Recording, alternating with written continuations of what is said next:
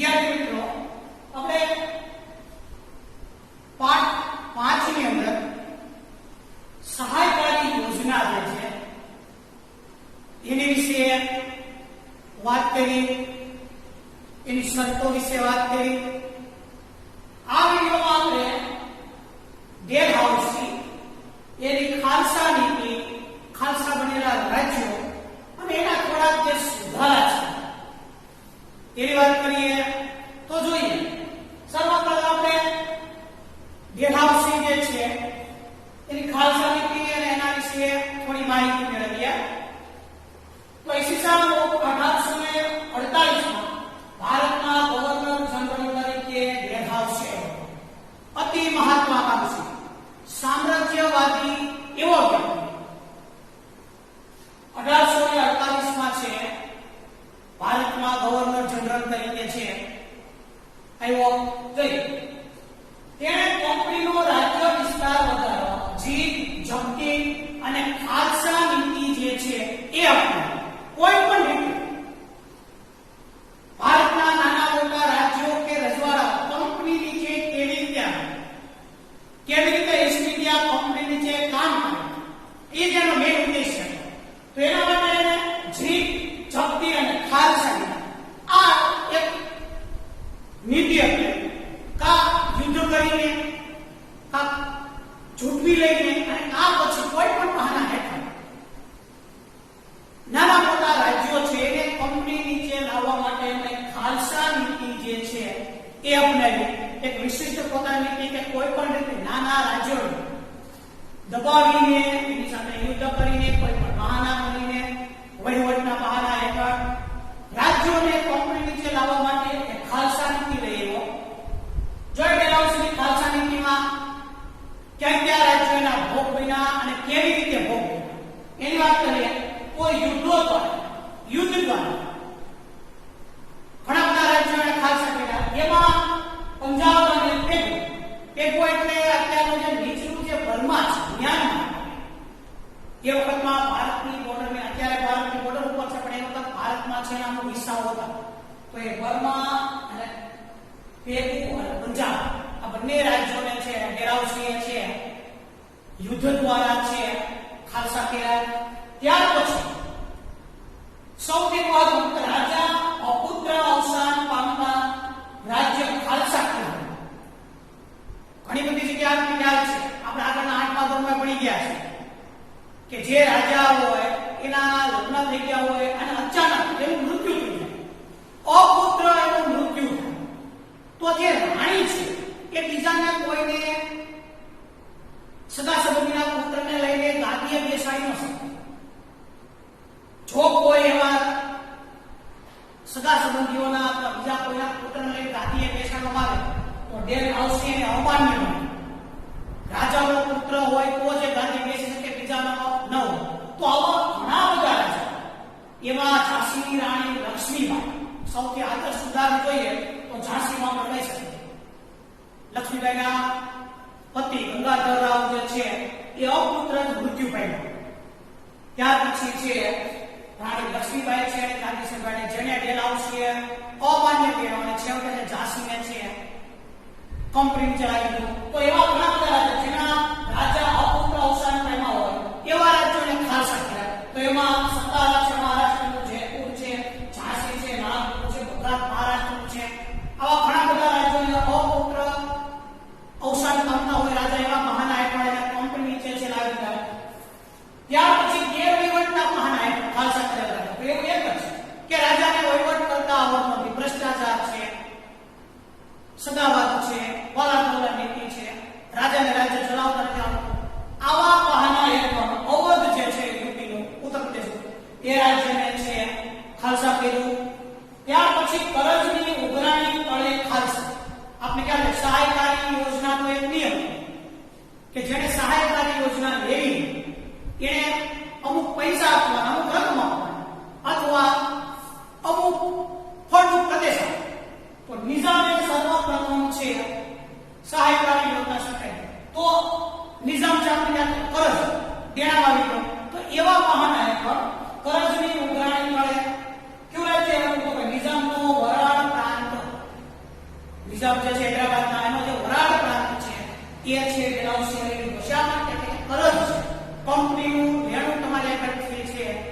છે. એવા બહાના હેઠળ નિઝામનો જે ફળદ્રુપ પ્રદેશ હતો એ કંપની ચલાવી લીધો. ત્યાર પછી નામ માત્રની સત્તાના અંત લાવી ખાલસા. નામ માત્ર એટલે માત્ર કેવા પૂરતા છે રાજા, એટલે શાસનિક ન હોતું હોય, નામ પૂરતા છે ક્યાં હોય, શાસક બીજા.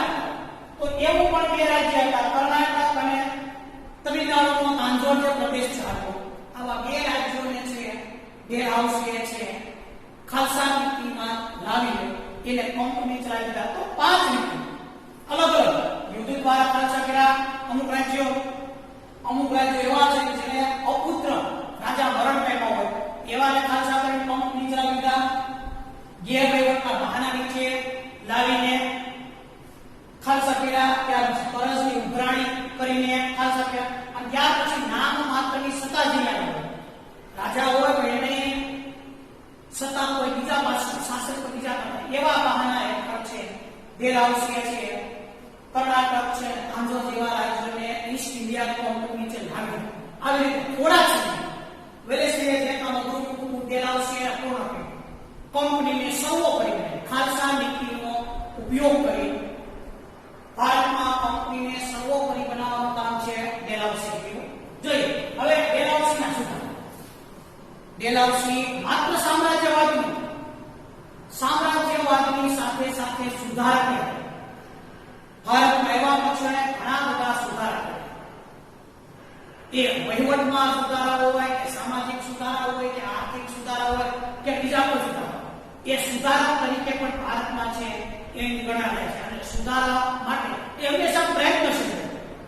માત્ર ભારતના લોકોને હેરાન પરેશાન કરવા, ગુલામ બનાવવા એ માનસિકતા એ સિવાય લોકોનો વિકાસ થાય, લોકોની સુખાકારી વધે એવા પ્રયત્નોમાં ડેલહાઉસીમાં હતો. તો એવા થોડાક સુધારા એ લઈને આવ્યો. જો એની વાત કરીએ તો ડેલહાઉસી સામ્રાજ્યવાદીની સાથે સાથે સુધારક પણ હતો. સુધારાવાદી પણ છે. સામ્રાજ્યવાદી હતો કે ભાઈ સામ્રાજ્ય વધુ, ઈસ્ટ ઇન્ડિયા કંપનીનો વ્યાપ વધુ હતો, ઈસ્ટ ઇન્ડિયા કંપની વધવી, ઘણા બધા રાજ્યો નીચે આવે છે એ પણ આશય હતો. સામ્રાજ્યવાદી હતો તો એની સાથે સાથે આપણે જોઈએ તો થોડો સુધારક પણ આપણે કહી શકીએ. જો એ કયા સુધારા છે તમે તેના સમયમાં ઈસવીસન 1853માં ભારતમાં મુંબઈ અને થાણા વચ્ચે પ્રથમ રેલવે લાઇનની શરૂઆત થઈ. 1853માં ત્યાં કે મુંબઈ અને થાણા વચ્ચે, મહારાષ્ટ્રના મુંબઈ અને થાણા વચ્ચે માત્ર 35 કિલોમીટર એ ત્યાંથી એને શરૂઆત કરી. આજે આપણને ખબર છે ભારતીય રેલવે, ઇન્ડિયન રેલવે દુનિયાના મોટામાં મોટા જે નેટવર્ક છે એમાં એનું સ્થાન ધરાવે છે. મીટર ગેજ છે, બ્રોડ ગેજ છે, જામનગર નેરો ગેજ છે, એ સિવાય મેટ્રો ચાલે છે. હવે આપણે બુલેટ ટ્રેનની પણ વાત કરીએ છીએ. તો એની શરૂઆત કરવાનો કોણ હતો? 1853માં ડેલહાઉસીનો જે સુધારો ટ્રેન ભારતમાં લેવા.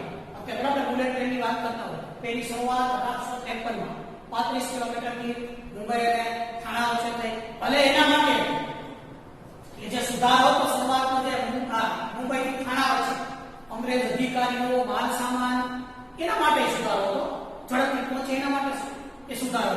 પણ છેવટે મોડે ભારતના લોકોને લાભ થયો. અત્યારે આપણે એનો લાભ લઈ રહ્યા છીએ. તો 1853માં ભારતમાં પ્રથમ રેલવે લાઇન આવી ડેલહાઉસીના સમયમાં. ભારત અને ઇંગ્લેન્ડ વચ્ચે તાર વ્યવહારની શરૂઆત કરેલી. આધુનિક ટપાલ પદ્ધતિની પણ શરૂઆત કરેલી.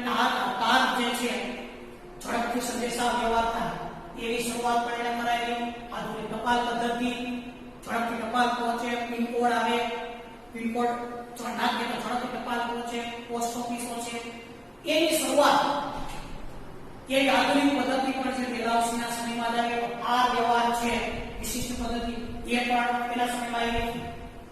તેના સમયમાં ભારતમાં જાહેર ખાતાની સ્થાપના થઈ. બાંધકામ પીડબ્લ્યુડી આ બાંધકામ ખાતાની શરૂઆત, જાહેર બાંધકામ એટલે ઝડપથી પુલ છે, ઝડપથી શહેરો જોડાય, નદીઓ પર ઓવરબ્રિજ થાય, આવા વિકાસના ઝડપથી લોકોની સુખાકારી માટે પૂર જેવી પરિસ્થિતિમાં આવા પુલ હોય અથવા મુશ્કેલીના સમયમાં આવું બાંધકામ થતું હોય તો રોડ છે, મોટા મોટા બોગદાઓ છે, પુલ બનાવી ઝડપથી લોકો સુધી પહોંચી શકાય એવા જાહેર બાંધકામ ખાતાની શરૂઆત કરી. એટલે રોડ છે, એ સિવાયના બીજા બધા જે છે ડેમ્સ છે, પુલ છે, એ ઉપરાંત સરકારી ઇમારતો છે, મકાનો છે, એ જાહેર માર્ગના ખાતાની નીચે લાવી વિકાસના કાર્યો છે એને ઝડપથી બનેલા. તેના સમયમાં જ અંગ્રેજી કેળવણીની શરૂઆત થઈ. ડેલહાઉસીએ છે મેકોલાના કહેવાથી ભારતમાં અંગ્રેજી કેળવણી લઈ આવી. આપણે ખ્યાલ છે ત્યારે અંગ્રેજીનું કેટલું મહત્વ છે, તો એ મહત્વ કોના કારણે ડેલહાઉસી છે એ ભારતમાં છે અંગ્રેજી શિક્ષણ લઈ આવ્યું. અત્યારે દુનિયાના સૌથી આગળ સૌથી વધારે અંગ્રેજી બોલતા હોય એવા દેશોમાં ભારત છે. તો એનું મેઇન કારણ કોણ છે? ડેલહાઉસી જે સુધારો અંગ્રેજી શિક્ષણ છે ભારતમાં લઈ આવ્યા, જેનો લાભ એ વખતના લોકોને અત્યારની પેઢીને પ્રાપ્ત થઈ ગયો છે. તો અંગ્રેજી શિક્ષણ પણ છે એ ભારતમાં આવ્યું. વિધવા પુનઃ વિવાહ આ એક મહત્વનો સુધારો છે. જૂના વખતમાં વિધવાઓ છે એ ઘરમાં બેસે, એના પતિ જે છે મૃત્યુ પામે ત્યાર પછી એને લગ્ન કરવાની જે છૂટ હતી બીજા લગ્ન કરી ન શકે. સ્ત્રીઓ છે આખી જિંદગી છે ઘરની અંદર બેસી રહે, સામાન્ય લોકોની વચ્ચે જઈ ન શકે, બીજા લગ્નનો વિચાર ન કરી શકે. ડેલહાઉસી આ જે અમાન્ય કાયદો એને રદ કર્યો. વિધવા પુનઃ વિવાહ, વિધવાઓને પરિવાર લગ્ન કરવા દેવા એવું છે. ડેલહાઉસીએ શરૂઆત કરી કે વિધવાઓનો પણ હક છે કે પરિવાર જે છે બીજા સાથે લગ્ન કરી શકે, સામાન્ય જીવન જીવી શકે. તો વિધવા પુનઃ વિવાહ એને શરૂઆત કરી. અને બાળ લગ્ન પ્રતિબંધ ધારો તેના સમયમાં પસાર થઈ. બાળ લગ્ન પ્રતિબંધક ધારો સમજો.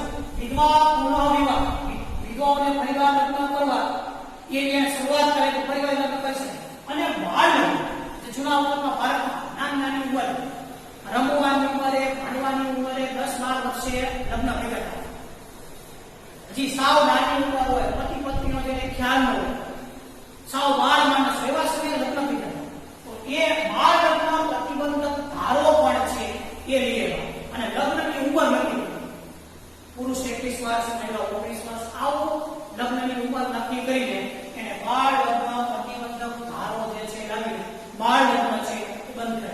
તો આવી રીતે આપણે જોયું કે ડેલહાઉસીએ ખાલસા નીતિ દ્વારા ઘણા બધા રાજ્યોને છે કોઈ પણ રીતે સામ દામ દંડ ભેદની રીતે એ કંપની નીચે છે લાવી દીધા.